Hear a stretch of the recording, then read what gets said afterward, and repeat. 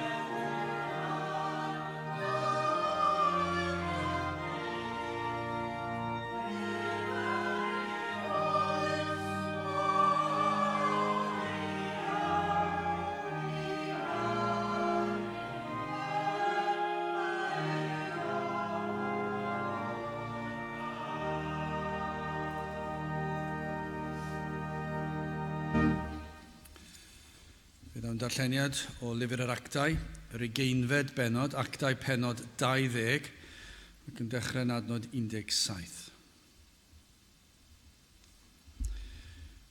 Ac o Miletus, fe anfonodd i Ephesus a Galwad ato henuriaid yr eglwys, a phan ddeithant ato fe a ddywedodd wrthynt, chwi a wyddoch, y dydd cyntaf y deithim i Asia, pa fodd y bym i gyda chwi dros yr holl amser, yn gwasanaethu'r arglwydd gyda phob gostyngeidrwydd a llawer o ddagrau a phrofedigaethau, yr rhai a ddigwyddodd i mi trwy gynllwynion yr Iddewon, y modd nad ateliais ddim o'r pethau buddiol heb ei mynegu i chwi, ach dysgu ar gyhoedd ac o di i di.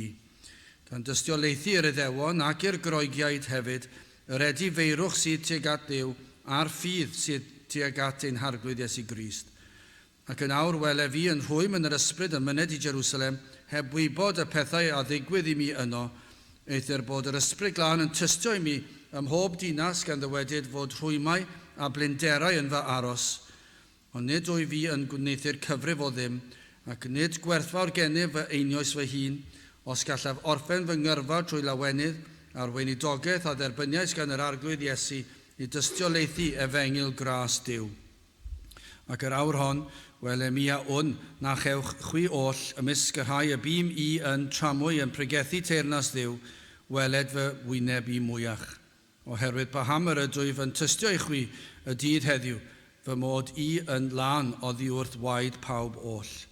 Cynnes nid y mateliais rhag mynegu i chwi holl gyngor Duw. Bydd y bendith Duw ar ei air sanctaidd ef. Gadewch ni nawr droi at ein harglwydd mewn gweddi. Diolch yn ei ti unwaith eto o Dduw am y fraint o cael dod ger dyfron yn dod trwy enw a thrwy heiddiannau dy fab a'n gwaredwr yr arglwydd Iesu Grist. Ac yn diolch i ti am y ffordd yr wyt wedi ddarparu ar ein cyfer ni. Ffordd y gall pechaduriaid fel ni ddod i gwmni i bresenoldeb yr holl alluog ac ein bod yn gallu dy alw yn dad nefol.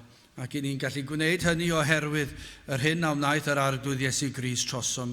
Oherwydd ei fywyd, ei farwolaeth, ei atgyfodiad, ac yn diolch yn awr ei fod yn eiriol trosom. I ni yn diolch am yr holl Efengyl sanctaidd, yn diolch i ti am y sicrwydd hynny sydd i'r rhai sydd yn dod yn llwythog ac yn flinderog ac yn galw am drigaredd, bod yna groeso, bod yna drigaredd i'w gael, bod yna faddeuant i'w gael i'r sawl sydd yn ei geisio.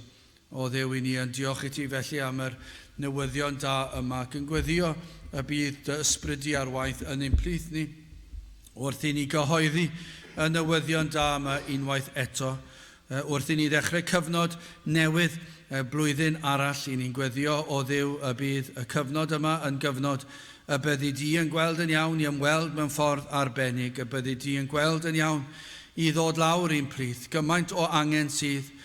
O Dduw, i ni'n edrych ar ein hymdrechion ac yn gweld ein gwendid yn gyson ac yn gweld ein diffyg ac yn gweld y diffyg ffrwyth hefyd ac yn gwybod o Dduw os wyt ti yn dweud y gair yna gall y cyfan newid mewn eiliad ac yn gofyn felly i ti ddod ac i orchymyn y fendith y byddi di yn peri y byd y ras yn anorchfygol i'r sawl sydd bellach yn ei wrthod, ond o Dduw maes o law y byddant yn ildio i dy drigaredd di. Felly o Dduw, i ni'n gofyn i ti roi ffydd i ni i ddisgwyl pethau mawr, y byddi di yn gweld yn iawn i ddod lawr i'n plith yn ystod yr oedfa hon. I ni'n gofyn i bob un ohonom i deimlo dy bresenoldeb, i deimlo'r agosatrwydd hynny, fod y ysbryd ar waith yn ein bywydau ni. Ym mhob un ohonom, na fydd un enaid yn gadael yr oedfa hon heb ei chyffwrdd. Felly o Dduw terd gweithio, tywallt ysbryd arnom, diogela ni rhag ymosodiadau'r un drwg, bendithiau'n hamser yma, i ni'n gofyn hyn oll trwy enw ac heiddiant ein harglwydd Iesu Grist. Amen.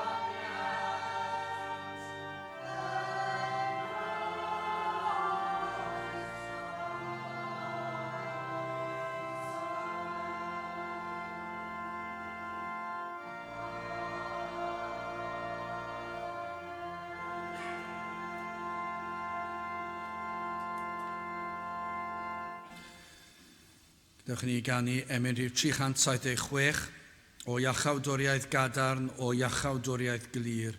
Fi dyfais o'i chyffelib erioed ar fôr na thir. 376 gen i sefyll i'w chanu.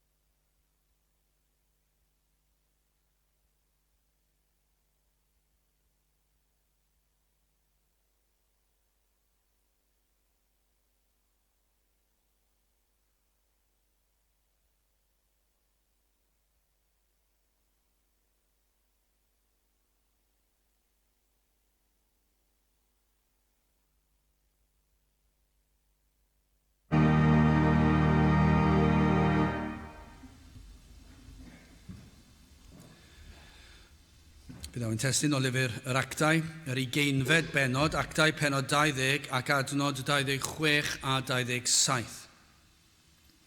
Oherwydd pa ham yr ydw i fy'n tystio i chwi y dydd heddiw, fy mod i yn lan oddi wrth waed pawb oll, canys nid y mateliau rhaid mynegu i chwi holl gyngor Duw. Sawn ni'n ôl adnod cyn 26 i adnod 25 ac yr awr hon, wel mi a wn na chewch chwi oll, ymysg yr rhai y bym i yn tramwy yn pregethu teyrnas Duw, weled fy wyneb i mwyach. Nawr ar y pryd, roedd Paul yn credu na fyddai'n gweld y bobl yna byth eto, ac felly mae'n ffarwelio a hwy ac yn rhoi her iddynt. Ac wrth iddo edrych nôl dros ei gyfnod gyda nhw, ac wrth feddwl am ei faich drostynt a thros o goniant Duw, mae'n ystyried yr hyn sydd yn wir ohono fe, ac hefyd yr hyn y dymuno ar ran y bobl. Ac i raddau, gellir dweud ein bod mewn sefyllfa tebyg. Bob tro i ni'n ymgynnull, ond nid yw'n wir. Fi'n gwybod fan hyn, pan i chi'n ffarwelio, ac falle'n meddwl na fyddwch chi byth yn gweld pobl eto, bod na elfen o wahaniaeth yna, ond does yna. Achos fi allan i ddweud, wel, os Duw a'i mynd, fe fydd na oedfa arall pnawn Sul wythnos nesaf. Ac fe fyddwn ni'n eich gweld chi pryd hynny. Wrth gwrs, dyna yw'r disgwyliadau, ond i ni wastad yn gwybod, mae nid felly o reidrwydd fydd hi. Bod yna bosib i bethau eraill ddigwydd. I raddau, gallai dweud ein bod bob tro ni'n ymgynnull yn dod am y tro olaf. Dychmygwch, mae'n bosib yn diwe? Mae'n bosib, mae dyma fydd y tro olaf i ni ymgynnull yma yn yr oedfa a'r Prynhawn Sul. O ran y pregethwr yn gyntaf, dydyn ni ddim yn gwybod o ran y pregethwr nag ydyn ni. Ni'n gwybod beth yw'r amgylchiadau byddai'n digwydd i'r un sydd yn pregethu ar y pryd, beth fydd yn digwydd yn ystod y dyddiau sydd yn dod. Fe all gymaint o bethau newid o nawr hyd diwedd wythnos. Ac i chi meddwl, wel, falle bod trefniadau a does dim dwsgwyliadau fel fan hyn, ond dydyn ni ddim yn gwybod ac yn sicr o ran y gynulleidfa pwy a wyr beth sydd yn ein gwynebu ni. Mae dyma falle fydd y tro olaf, y ffarwelio. Mi roedd na oedfa olaf yn doedd i lawer, i rai oedd yma ac yna'n cael ei harwain i dragwyddoldeb cyn y Sul nesaf. Mae hwnna wedi digwydd. Dwi wedi bod mewn oedfa lle mae un wedi mynd i dragwyddoldeb yn ystod yr oedfa. Yn y capel. Ac i weld reit o fy mlaen. Ac yma yna rhywbeth yn ysgytwol am y peth. Ddim yn dod yn disgwyl y byddai camu dragwyddoldeb yn ystod yr oedfa. Ond fe ddigwyddodd e. Ac yn ystod y dyddiau sydd o'n blaen ni ddim yn gwybod o ran y gynulleidfa, o ran y pregethwr, dydyn ni ddim yn gwybod beth sydd o'n blaen ni. Ond i rai, yr oedfa olaf wedi dod, a falle bod nhw'n gwybod hynny, doedd ddim bwriad dod eto. Ac o'n nhw'n gwybod, falle heb rannu fe gyda neb arall, dyma'r tro olaf dwi'n dod. Ac felly mae yna elfen o ffarwelio fan hyn does. Allen ni fod yn dweud fod y bregeth yma fel her olaf i rai ohonoch chi. Falle sydd yn bwriadu, dyma fe, digon yw digon, dwi ddim eisiau gwrando ar y dwlyn ydym mwy, dwi eisiau fy rhyddid. Ac felly mae yna lawer gormod yn yr oes sy'n ni'n byw ynddi sydd wedi dweud hynny. Allai ddim edrych ar yr union ddyddiad, ond mae yna sawl achlysur lle dwi wedi bod yn pregethu fan hyn ac dwi'n edrych o gwmpas ac yn gallu dweud honno oedd yr oedfa olaf i'r unigolyn yna i fod yn yr oedfa. Honno oedd y tro olaf iddo fe glywed neu iddi hi glywed fforddi a chawdwriaeth.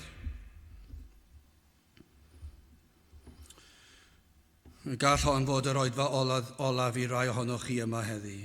Y cyfle olaf i glywed am fforddi a chawdwriaeth. Neu, fe allwn ni ddehongli fe mewn ffordd arall, fe all hon fod y tro olaf y bydd yr arglwydd yn agos atoch chi. Galwch dewch ato, ceisiwch trai fod yn agos. Ond nid yw hwnna'n wir hefyd, fe allech chi ddod am 20 oedfa arall, 100 oedfa eraill. Ond efallai mae dyma fydd yr oedfa olaf bydd yr arglwydd yn agos. Chos mae yna her yn yr Eseia yn dweud galwch, ceisiwch trai fod yn agos.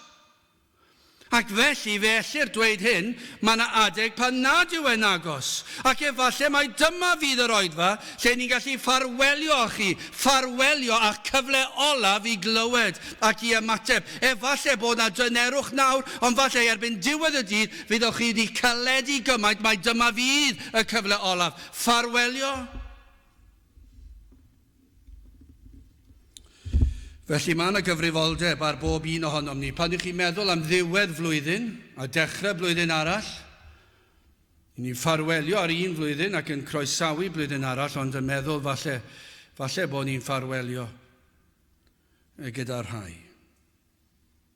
Felly mae yna gyfrifoldeb ar bob un ohonom yn does.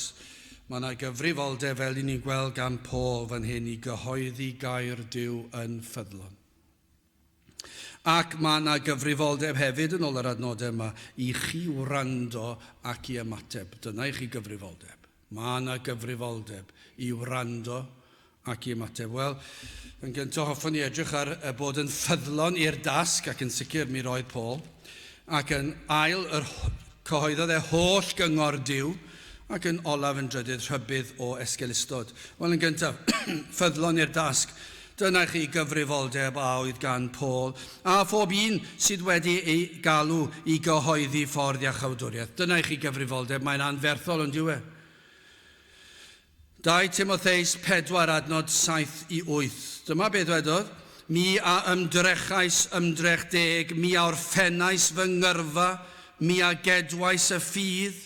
O hyn allan rhoddwyd coron cyfiawnder i'w chadw I mi, hon a rydd yr arglwydd y barnwr cyfiawn. I mi yn y dydd hwnnw, ac nid yn unig I mi, ond hefyd I bawb a garant ei ymddangosiad ef. Ond mae Paul yn gallu dweud ar ddiwedd ei oes, yn gwybod beth oedd o'i flanau, mi a ymdrechais ymdrech deg, mi a orffennais fy ngyrfa, mi a gedwais y ffydd. Dyna I chi, a dwi ddim yn falch fan hyn, Mae'n dweud y gwir o'r oedd e'n gallu dweud sawl un ohono ni bydd yn gallu dweud hynny. Sawl un bydd yn gallu dweud, yr rhai sydd yn cyhoeddi ddechrau da, sawl un bydd yn gallu dweud, fi sy'n ffyddlon. Dyna beth oedd yn gallu dweud wrth edrych nôl ar ei weinidogaeth. Ond nawr, wrth ffarwelio ar Effesiaid, adnod 26 a 27, dyma beth mae Paul yn gallu dweud, oherwydd paham yr ydw I fy'n tystio I chwi y dydd heddiw. Fy mod I yn lan oddi wrth waed pawb oll.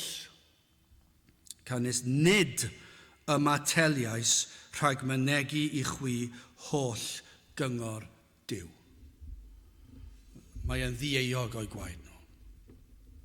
Yr oedd e'n gallu dweud, wrth edrych ar ei gynulleidfa, wrth edrych ar yr Effesiaid, oedd e'n gallu dweud I sicrwydd heb eiogrwydd o gwbl, yr oedd e'n ddieuog o'i gwaed nhw. Doedd I gwaed nhw ddim ar ei ddwylo fe. A mae'n gallu dweud hefyd, nad oedd wedi ymatal rhag cyhoeddi unrhyw ran o holl gyngor Duw. Fe bregethodd bopeth oedd fod. Am fod yn gallu dweud hyn ar ddiwedd cyfnod. Dychmygwch y fraint bydde. Dyma yw ein gweddi ni, dyma yw ein dymuniad ni, ond cymaint yr angen I weddio dros gweision yr arglwydd I gadw'r weledigaeth yn glir. Sawl un, ac gafodd I bendithio, does dim cwestiwn ai bod nhw'n glir ar Efengyl, ond sawl un yn yr oes sy'n ni'n byw ynddi, yn ystod y degawdau diwetha, na chadwodd y gair yn ffyddlon yn llwyr hyd y diwedd. Sawl un fi oedd yn atebol I adael i'r gwyr droi yma sydd wedi digwydd yn yr eglwys. Sawl un fydd yn eog yn y dydd ofnadw hwnnw. Sawl un fydd yn atebol am adael i'r addoliad I fynd fel addoliad o Baal. Sawl un sydd wedi caniatáu bydolrwydd mewn bywyd a phroffes. Sawl un sydd wedi gadael y pethau hyn trwy'r drws cefn a gadael iddo fe heb sefyll lan yn ei erbyn Sawl un sydd wedi caniatáu yr Efengyl cael ei ddyfrio gymaint bod unrhyw broffes yn cael ei dderbyn. Cyn bellai bod chi'n rhoi'ch llaw lan, cyn bellai bod chi'n arwyddo'r darn o bapur, cyn bellai bod chi wedi dweud y weddi, cyn bellai bod chi wedi gwneud proffes I chi'n Gristion. Sawl gwas yr arglwydd fydd yn eog am gadael I hynny ddigwydd. Ac wrth dweud hynny, mae yna gryndod tu fewn I rywun yn dweud y fath eiriau. Pwy sydd I ddweud, pa mor hawdd yw I fi neu rwy'n arall fydd yn gallu ildio I temptasiynau. Mae yna gymaint o temptasiynau i'r gwas yr arglwydd I ddyfrio lawr. Mor hwydd yw mae mor anodd. O sil I bregethu, ac falle chi'n gwybod, y mwyafrif llethol ddim eisiau gwrando, ddim eisiau dod. Ac chi'n meddwl, beth am newid hwn, beth am newid y llall? Beth am peidio bod mor blwmbac yn blaen, achos dyn nhw ddim yn licio hwnna, mae rhaid ni fod yn ofalus, a dyna'r ofn. Mae angen I weddio dros gweision yr arglwydd, yr oedd Paul yn ffyddlon i'r diwedd. Mae yna temptasiynau. Ceir adegau pan nad yw y bobl yn hoffi clywed gair Duw, yn sicr dyw'r byd ddim yn hoffi clywed gair Duw. Dydy'r eglwys cyffredinol, dyn nhw ddim yn yn darllen gair Duw, heb sôn am gredu fe, dyn nhw'n credu dim byd am air Duw, ond mae hyd yn oed rhai sy'n proffesu. Dyn nhw ddim eisiau clywed gair Duw fel ag y mae maen nhw eisiau addasiad ohono. Ac mae yna bwysau arweision yr arglwydd I newid y neges rhywfaint ond oes na. Pwyso I bregethu'r hyn mae'r bobl am I glywed, mae fel gwleidyddiaeth ond yw Ond dyna beth sy'n digwydd yn y byd gwleidyddiol. Ceisio denu pledleiswyr dweud yr hyn maent am I clywed. A dyna be mae'r rhai pregethwyr yn ei wneud, nid ydynt am roi gormod o ddisgwyliadau ar y bobl, nid ydynt am i'r bobl deimlo'n anghyffyrddus wrth rando ar bregeth. Dyn nhw'n sicr ddim eisiau gwneud i rwy'n i feddwl falle bod chi ddim yn Gristion. Wedi'r cyfan. Mae rhai bod yn ofalus, wrth gwrs bod yna. Ond i chi'n meddwl mae yna rhai wedi byw am blynyddoedd ar ryw broffes, ac efallai heb ddeall yr Efengyl erioed. Ond mae rhai bod yn ofalus, mae'r pulpit yn dweud, ac maen nhw'n dweud, mae eisiau ni bod yn ofalus. Peidiwch a brifo'u teimladau nhw, gadewch nhw gamu dragwyddoldeb, yn meddwl bod nhw'n iawn, yn chwarae bod yn Efengylydd, yn chwarae crefydd, ac sa'n ni eisiau siglo'r cwch o gwbl nag un, sa'n ni eisiau peri hynny, felly mae eisiau tywelu lawr, tipyn bach. Rhai yn ofni, a dyma mwyn yn beryg mawr yn diwedd, colli aelodau, colli bywoliaeth felly. O, mae'r pŵer, ond oes. Dyna'r oes i ni'n byw, mae yna bŵer gyda'r bobl. Achos chi'n dweud, wel, os ych chi'n pregethu yn rhy blaen, ddown ni ddim. Ewn ni. Ac wedyn be newch chi? Sawl aelod sydd wedi dweud hynny? Sawl aelod sydd wedi meddwl fel na? Ac felly mae'r pregethwr yn ofni pregethu'n rhy blaen. Fyddan nhw ddim yn hymnogi fi fwyach. Ond nid felly Paul, dwi ddim yn credu bydde Paul wedi caniatáu'r fath beth. Chi'n gwybod pam? Achos gafodd Paul droedigaeth glir, a fe gafodd alwad i'r weinidogaeth yn glir, ac mi roedd ganddo faich clir, ac mi roedd am fyw i ogoniant Duw. Ac felly, fan hyn, fe safodd trwy ras, oedd angen gwyddio dros fe, ond oedd wedi gweld yn glir, nid oedd am gadw dim yn ôl yr rhoddwyd iddo bregethu. Doedd ddim yn mynd i newid dim, doedd ddim yn mynd i newid y ffordd oedd e'n pregethu, oedd fod i bregethu, doedd ddim fod i ddarlithio, doedd ddim fod i wneud rhyw ddrama, doedd ddim fod i roi rhyw ddisgrifiad, roedd fod i bregethu, roedd fod i gyhoeddi gair Duw. 1 Corinthiaid 1:18, canis yr ymadrodd am y groes, i'r rhai colledig yn fydrwy Dduw, eithir i ni'r rhai cadwedig, nerth Duw y Duw, yr oedd wedi derbyn y neges, y dasg, trwy ddatguddiad Duw, yr oedd i bregethu'r groes, croes Iesu Grist, dyna fe. Popeth oedd yn ganolog o amgylch y groes. Dyna oedd y neges, dyna oedd i bregeth, trwy'r amser, dyna'r bregeth.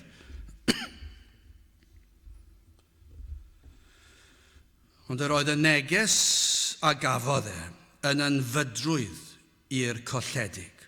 Ond nid yw hyn dal yn wir. Ond ni cred y byd mae ffyliaid ydym ni, ffyliaid i osod ein holl gobaith a'n holl ymdrechion mewn bywyd ar un a groes hoelir. Mae'r byd yn meddwl bod ni'n ffôl. Mae'r byd yn meddwl bod pregethu'n ffôl. Mae'r byd yn meddwl bod pregethu'n od. Mae'r eglwys yn meddwl fod pregethu'n od. Ac felly beth i ni'n neud nawr yw sgwrsio a darlithio a rhoi pwyntiau bach ac yn neud math yma beth. A dyn ni ddim eisiau deffro neb o'i trwmgwsg. Ddim yn neud na. Dydyn ni ddim neud yn yr oes hon. I ni'n oes wleidyddol gywir. I ni goffa bod yn ofalus o bawb o'i teimladau nhw. Ac maen nhw'n camu ac yn hedfan i dragwyddoldeb. Sdim ots yna. Newn ni fod yn ofalus iawn beth i ni'n dweud wrthyn nhw. Ond nid felly Paul fe gyhoeddodd groes. Dyma ffordd iachawdwriaeth. Adnod 21 o 1 Corinthiaid 1, canis oherwydd y noethineb Duw, nad adnabu'r byd trwy ddirthineb mo Dduw, fe welodd Duw yn dda trwy ffolineb pregethu, gadw yr rhai sydd yn credu. A dyna beth nath Paul, fe bregethodd y groes. Trwy gydol ei fywyd ei weinidogaeth fe gyhoeddodd e'n ffyddlon, ni ildiodd i ddymuniad y bobl. Fe gyhoeddodd yr hyn yr oeddent angen ei glywed. Mi fydde wedi mynd i oedfa ac mi fydde wedi edrych ar ei gynulleidfa fe ac mi fydde wedi dweud fel ac yr oedd hi. Yr hyn oedd angen arnynt. Dyna be fydde wedi dweud. Mi fydde wedi edrych a bydde wedi gweld, falle mae'r rhain wedi cael ei magu ar ei lwydyd Cristnogol. Ac felly mi fydde wedi pregethu yn o'n bwrpasol gyda nhw mewn golwg. Yn dweud, byddwch yn ofalus, chi sydd ar fi'n gwrthod y fraint i chi wedi cael, fe fyddwch chi'n atebol yn rhagwyddoldeb am wrthod eich magwraeth a cael eich magu ar sain yr Efengyl, ac yna eraill sydd yn twyllo hi'n bod nhw'n Gristnogion oherwydd bod nhw wedi cael ei magu ar ei lwydyd Cristnogol. Mi fydde Paul di wedi gweld nhw, a mi fydde Paul wedi ceisio i deffro nhw, a wedi dweud, o, byddwch chi ofalus, peidiwch chi am meddwl bod proffes yn ddigol, rhaid cael bywyd, rhaid mae oddi frio. Dyna fe bydde fe wedi pregethu, mi fydde fe wedi pregethu yn ffyddlon, yn union, yn ôl gair Duw ac yn ôl y gynulleidfa. Fe galwyd Paul i fod yn wyliedydd y waliau. Ezekiel 33 adnod 4. Yna yr hwn a glywo lais yr utgorn ac ni chymerybydd. A chi'n gwybod beth, mae yna gormod o'r rheini wedi bod yma. A falle heddiw hyd yn oed. Yn yr hwn a glywo lais yr utgorn ac ni chymerybydd eithir dyfod o'r cleddif a'i gymryd ef ymaith ei waed fydd ar ei ben ei hun. Chi fan hyn sydd dal yn gwrthod yr Efengyl neu yn chwarae gyda proffes, gai ddweud hyn i chi yn ofalus iawn, byddwch chi ofalus os gwrthodwch chi unwaith eto ar ddechrau blwyddyn arall, os gwrthodwch chi unwaith eto, cymerwch eich rhybydd, fe fydd eich gwaed chi ar eich pen eich hun. Bydd e ddim ar ein dwylo ni. Os yn ffyddlon yn cyhoeddi ffordd a chawdwriaeth, bydd dim lle gyda chi feio'r pwlpit. Bydd dim lle gyda chi feio Paul. Cymerwch eich rybuddio. Yma yna lais yr utgorn. Fe galwyd Paul i ganu'r utgorn, i gyhoeddi, i ddatgan, i bregethu, ar y degau i floeddio fel mae utgorn yn bloeddio.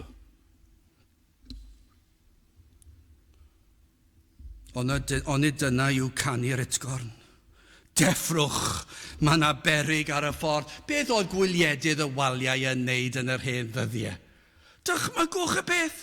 Dychmygwch milwr yn sefyll ar y wal a mae wedi cael tasg i edrych allan, ambell waith i edrych am newyddion da, ac efallai bydde'r sain, bydde fe'n canu wedyn y dôn ar yr utgorn yn llawer fwy pleserus i wrando arno, ac efallai mae dyna beth yw'r neges o dro i dro. Ond sawl gwaith yr oedd yno falle'n fwy pwysig oed, mae yna beryg ar y gorwel. Mae yna fyddin yn dod. Ac mi fydd y gwyliedydd y waliau yn canu'r utgorn ac yr eiliad y byddai'r bobl y ddinas yn clywed yr utgorn honno. Mi fydden nhw'n ffoi am eu bywydau yn cau y clwydi. Ac yn ymateb, dyna beth fydden nhw'n neud. Ond dyna beth y mae'r gwyliedydd y waliau ysbrydol fod i'n neud. Y mae'r rhai sydd wedi cael ei galw fel Paul, ac roedd Paul yn gallu edrych nôl ar ei fywyd ac yn dweud, dwi'n ddi-euog o'ch gwaed chi. Yn rhagwyddoldeb fyddwch chi ddim yn gallu beio'r pregethwr. Fe glywoch chi. Fe canwyd yr utgorn yn uchel ac yn glir. Ac fe wnaethoch chi fyny ei wrthod. Beth yw'r utgorn? Deffrwch. Ond beth os yw'r bobl yn cysgu? O, mae'n brynhawn sil, mae mor anodd cadw neffro o'r brynhawn sil, ni wedi cael cyno mowr. Mae perffaith hawl da fi setlo lawr i gysgu prynhawn di sil, a dyna beth dwi'n neud, ac heb sôn am y rai sydd ddim yma, fe na sawl un sydd ddim yma, gallai fod falle'n cael cws bach neis, sawl un yng Nghaerdydd sydd yn Gymru, a ddyle fod yma. A ble maen nhw nawr? Yn cysgu, yn gorffwys, o beth i ni'n neud? I ni'n canu'r utgorn bod effern tragwyddol yn gwynebu yr rhai sydd yn gwrthod Crist, y neges bwysica oll yn holl hanes y byd, ac mae pobl yn dweud, pidwch a canu'r utgorn rhy uchel, achos ni eisiau cael cwsg bach bynaw yma. I ni eisiau gorffwys. I ni eisiau bod yn ofalus o'n hunan. Canwch yr utgorn. Dyna beth mae Paul yn dweud, ond mae Paul yn gallu dweud ar ddiwedd ei oes fe ganes i'r utgorn. Ac chi sydd yn eog, chi fydd yn eog, pan fyddwch chi yn camu o fywyd i dragwyddoldeb, fe gafoch i'r cyfle, ond fe wrthodwch i'r cyfle, fe wrthodwch i ymateb. A dyna be mae Paul yn Ezekiel 33 adnod 7. Felly dythai fab dyn yn wyliedydd y roddais i di Israel, fel y clywech air o'm gennau, ac yr rhybuddiech hwynt oddi wrth fi. Mae'n rhybuddio nhw, mae'n rhybuddio. Pan mae rhywun yn rhybuddio y byd am ei tynged, dwi ddim yn greulon nag yw. Achos mae'n amlwg bod ni'n meddwl bod na rhywbeth trienus yn ei gwynebu. Pan mae'r pregethwr yn rhybuddio'r proffeswr gwag, Dyw e ddim yn bod yn gas, ond dyna'n anffodus yw'r ddarlun sydd yn cael ei rhoi. Ond pan i chi'n rhoi marc cwestiwn dros dilysrwydd proffes rhywun, dyw e ddim yn bod yn gas, mae baich am enaid y person hwnnw honno. Achos i ni'n meddwl, dwi ddim yn siŵr os yw'r rhain wedi deall. Dyw'r ffrwythau ddim i'w gweld fel y dylse fe fod. Falle bod nhw, falle ddim, ond dwi ddim yn gwybod. Beth i ni fod i wneud? Gadewch e fod. Fe wneud popeth dod mas yn y golch. Fydd popeth yn iawn pendra. Pidwch a poeni. Na, canwch yr itgon, deffrwch. Dyna beth i ni fod i wneud. Dyna beth nath Paul. Doedd e ddim yn eistedd lawr yn gadael i proffeswyr gwag feddwl bod yn iawn. Doedd e ddim yn caniatáu i'r pregethwyr lleol sydd yn chwarae gyda cyneuon gwirion a bydolrwydd yn mynd allan i yfed ar nos Wener a nos Sadwrn yn gwrando ar gerddoriaeth na ddylsyn nhw byth wrando arnyn nhw ac i wisgo ac i weld pobl ac i ymwneud â pobl sydd yng nghanol brynt ni'r byd yma. Ac eto'n dweud, i ni'n proffeswyr Cristnogol, i ni yn iawn gyda hwn i gyd, i ni yn yr oes fodern. Be fydda Paul yn dweud? Bydda Paul yn gallu dweud, dyw I gwaed nhw ddim ar fy nwylo I. Dwi wedi dweud wrthyn nhw'n blwmp ac yn blaen. Oherwydd paham, yr ydw I fy'n tystio I chwi y dydd heddiw fy mod I am cael y fraint o cael dweud hynny ar ddiwedd oes. Mae yna rhai wedi, rhai ni'n nabod sydd bellach yn rhagwyddoldeb, ond mae yna rhai ni'n meddwl ambell waith sydd wedi gadael y drysau ar agor. Ond yn ddiolchgar am y rhai a gadwodd yn ffyddlon hyd y diwedd. Diolch i'r arglwydd am rheini. Yng nghanol yr holl erledigaeth a'r gwrthwynebiad, a'r temptasiynau, a'r pwysau, a'r atgasedd gan yr eglwys a'r byd, fe gadwon nhw'n ffyddlon. Fel Paul, gweddiwch dros gweision yr arglwydd, bydden nhw hefyd yn gallu dweud hyn, pa mor hawdd yw I ildio, credwch I fi, mae mor hwydd. Y peth hawsa bydde ildio, a gweddiwch y bydd gweision yr arglwydd yn gallu dweud hyn, oherwydd paham yr ydw yn tystio I chwi y dydd heddiw, fy mod I yn lan, oddi wrth waed pawb oll, canys nid y mateliaus, rhag mynegu I chwi holl gyngor Dyw, nes I ddim cadw dim byd nôl. Wel, gydewch I ni symud ymlaen yn ail felly, dyma beth ddwedodd holl gyngor Dyw, nid y mateliaus, rhag mynegu I chwi holl gyngor Dyw, gall fod wedi I demtio I newid y neges ychydig gall. Mod yn ddiweddar, dwi ddim yn gallu cofio pwy oedd falle bod yn beth da bo fi ddim. Neu falle yn yr oes yma byddwn ni mewn trwbl am enwi fe. Ond yn ddiweddar oedd darllenes I am un o arweinwyr blaenllaw crefyddol dwi'n credu oedd yn Lloegr. Ac fe fynodd bod angen i'r eglwys newid ei safbwynt I ddal I fyny ar oes fodern. Hynny yw, fe ddwedodd mae angen I ni addasu'r Beibl I siwtio safbwyntiau'r oes hon.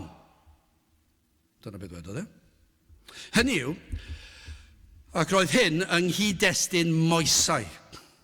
Ac yn crybwyll bod dyn wedi datblygu yn yr oes hon, yn yr oes fodern, ac felly bod gair Dyw, bod angen addasu gair Dyw, mwyn caniatáu y safbwyntiau gwahanol sydd yn y byd ohoni heddi. A bod y Beibl braidd yn hen ffasiwn, a bod angen I ni newid. Allech chi gredu'r peth? Y fath rhyfig, dwi'n pryderu am y gŵr a ddywedodd y geirio hynny. Mae siarad am air Dyw, ac I ddweud bod eisiau newid gair Dyw mwyn caniatáu safonau anfoesol a beth bynnag arall I ddod mewn i'r eglwys ac i'r Beibl. Mae yn frawychus ond yw Allech chi ddychmygu Paul yn dweud na? Allech chi ddychmygu Paul yn dweud, wel, mae'r Phariseiaid a'r ysgrifenyddion, maen nhw'n bobl pwysig iawn, dylanwadol iawn. Beth am I ni newid y tipyn bach? Beth am ganiatáu enweidiad? Dwi'n ond peth bach, sy'n eisiau ni wneud gormod o ffes am y peth.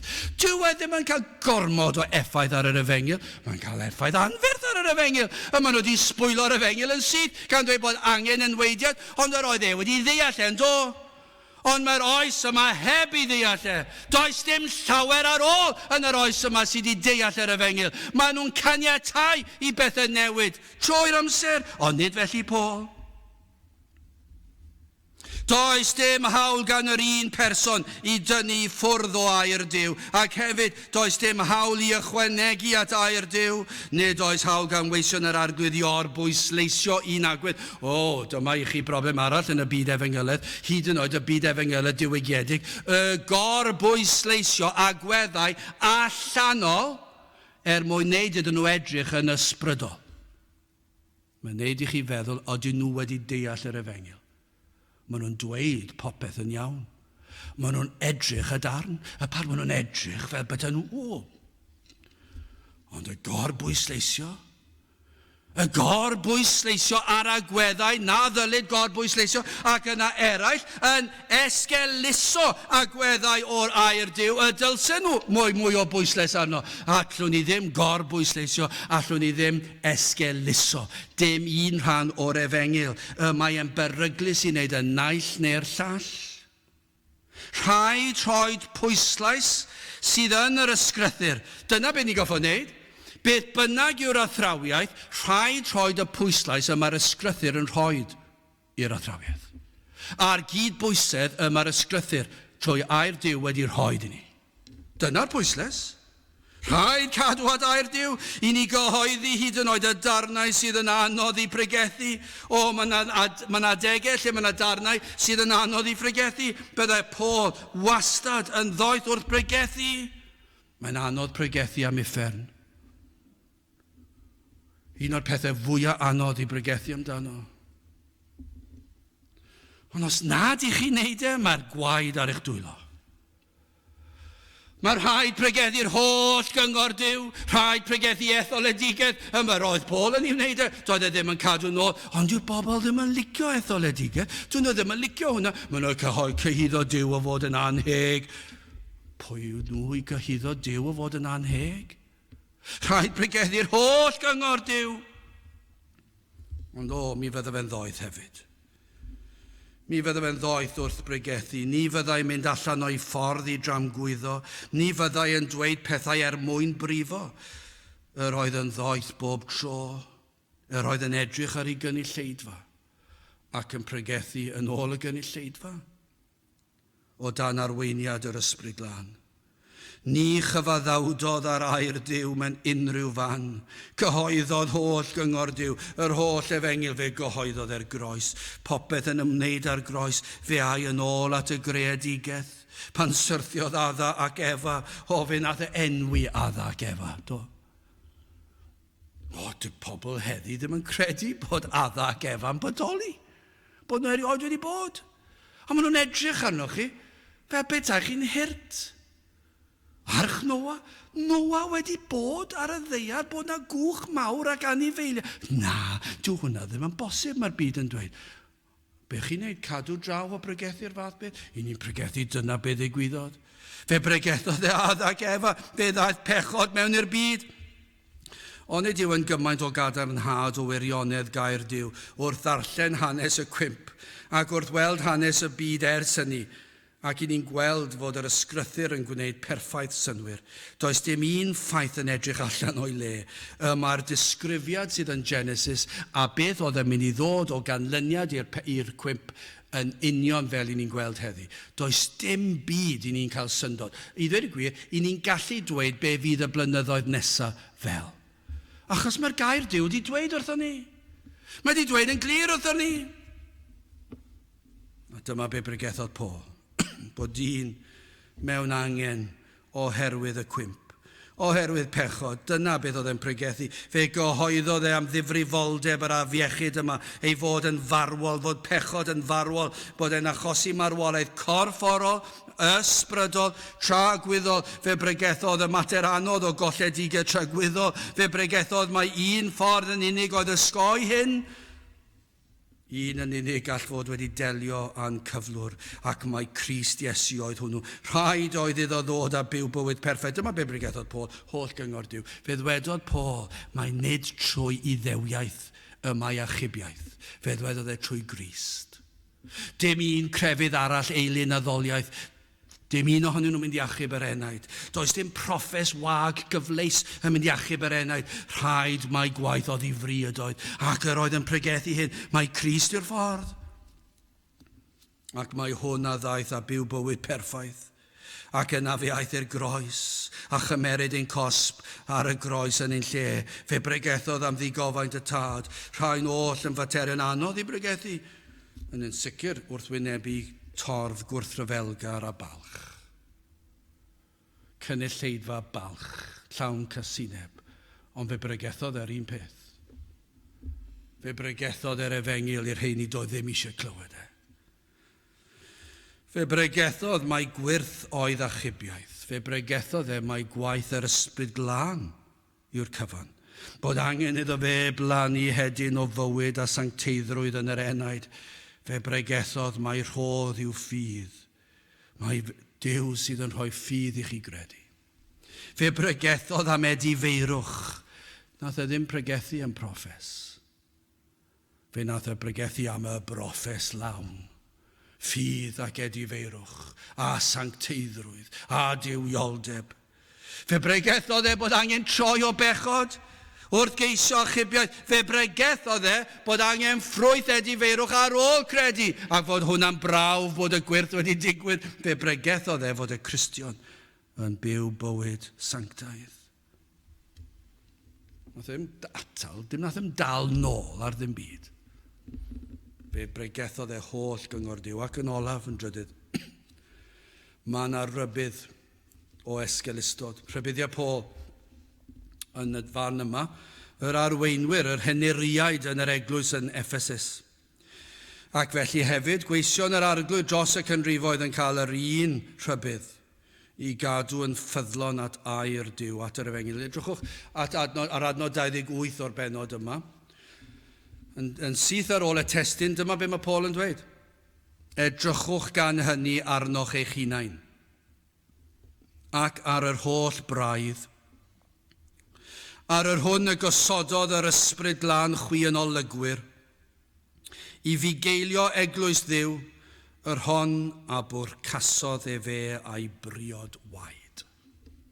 Be mae Paul yn dweud, mae'r Iesu wedi tywallt ei waed dros rhain. Dyna be dal. Mae'r pris mae wedi talu dros y praidd yw'r pris eithaf. Fe ddioddefodd golledigaeth, fe dywalltodd ei waed, ac felly gofalwch am y praidd. Edrychwch gan hynny arnoch eich hunan, o gnewch yn siŵr bod chi'n ffyddlon. Y mater mwyaf difrifol. Dyna chi atebolrwydd, os nad yn ffyddlon, os yn gwneud yn gwrthwynebu Paul, i beidio cyhoeddi'n ffyddlon, i gyflwyno mewn ffyrdd cnawdol, o dyna i chi.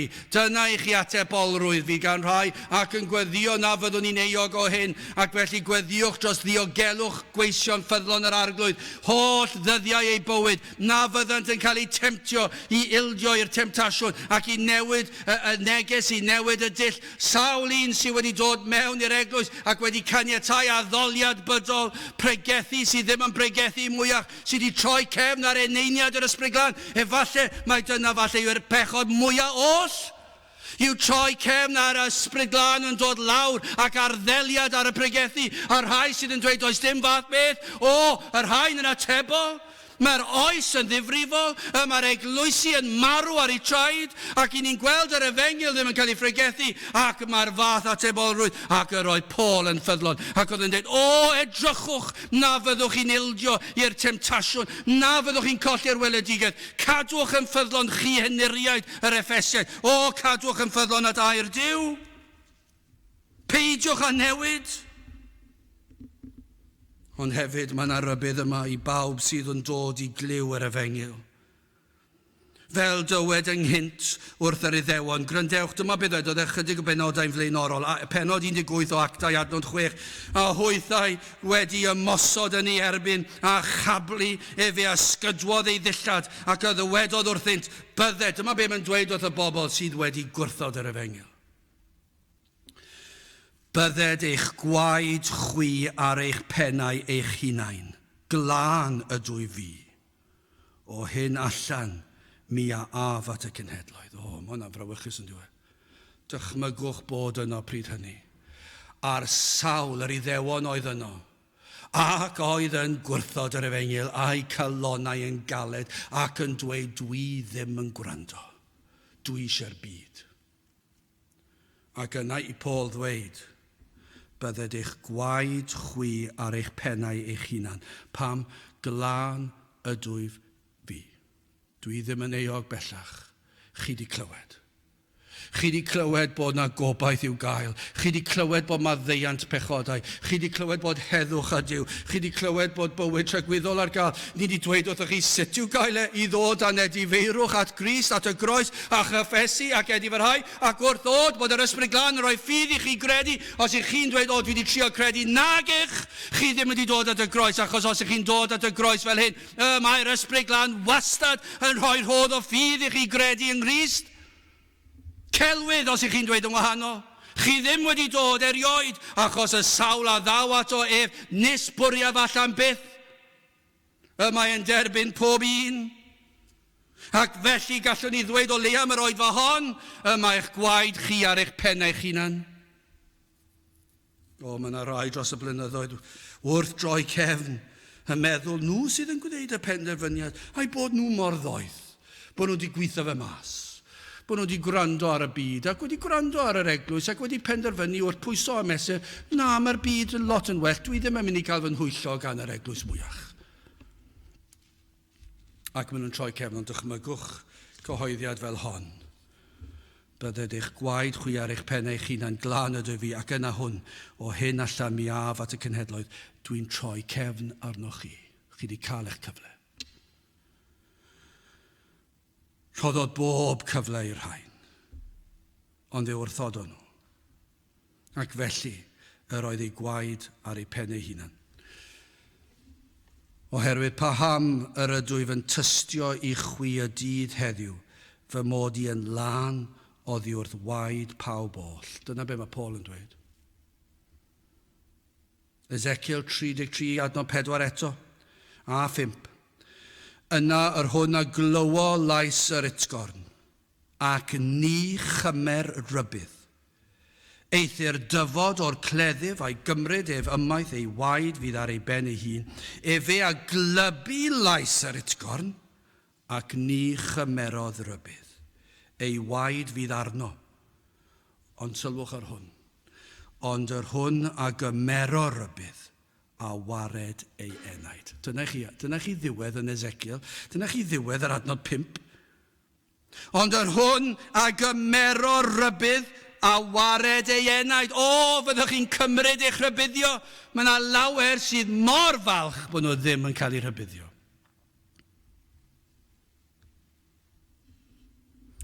Tra bod yr Efengyl yn cael ei ffrigethu, cymerwch sylw. Gan mae ewn ni'n ôl i adnod 25. Efallai mai dyma fydd y tro olaf o dan yr amgylchiadau yma. Dydyn ni ddim yn gwybod nag un. Falle mai dyma fydd y tro olaf i'r math yma o gynulleidfa fod dydyn ni ddim yn gwybod. Falle mai dyma fydd y tro olaf i chi glywed, ond cymerwch eich rybuddio tra bod cyfle. Trowch o ragfar na balchder, credwch ag edifar hewch, credwch yn yr arglwydd Iesu, pwyswch ar Grist, tra i fod yn agos. Pwyswch arno, galwch arno, credwch, cyffeswch eich gwendid bod chi'n methu. Sym ots am na. Chi ddim yn gallu gwneud dim, ond wrth ddod mae e'n rhoid y gallu. Wrth ddod mae'n rhoid yr edifeirwch. Wrth ddod mae'n rhoid y ffydd ac yna mae'r golchiad i'w gael. Oherwydd paham yr ydwyf yn tystio i chwi y dydd heddiw fy mod i'n lan oddi wrth waed pawb oll. O, am cael dweud hynny rhyw ddydd. Canis nid y mateliais rhag mynegu chwi holl gyngor Duw, o am cael dweud hynny.